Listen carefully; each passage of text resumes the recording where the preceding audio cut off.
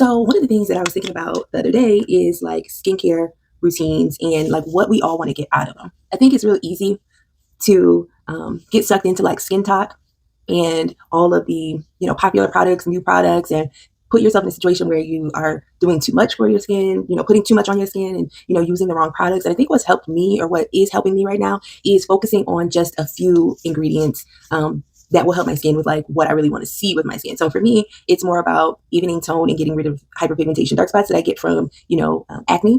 But I'm not acne prone and I'm not sensitive skin. So I never really gravitate to products that say those things like sensitive skin or acne prone. What happens with me is that I'll get one spot and then it'll hyperpigment, but I tend to not get multiple spots at one time. They will look dark all at the same time, but they never show up at the same time. So I may have like one pimple goes away, hyperpigmentates, or I get hyperpigmentation, and then like that cycle continues. And then sometimes I have no pimples. Like it's not really something that I focus on with like my skincare routine.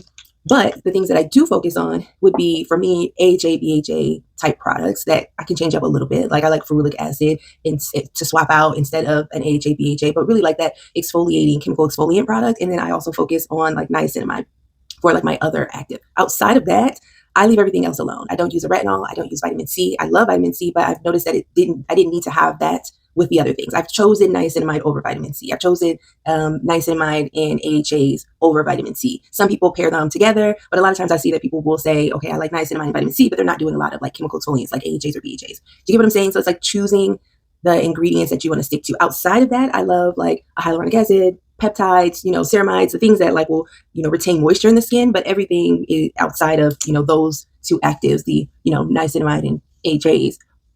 Those are the ones that I focus on. Everything else is just hydration.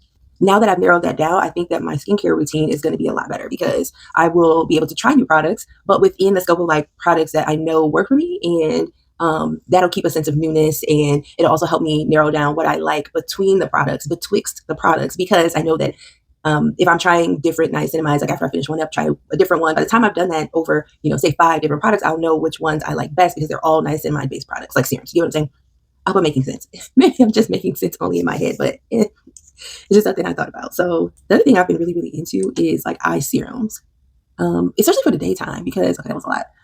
For the daytime, like I don't want an eye cream. A serum seems to work really well for me.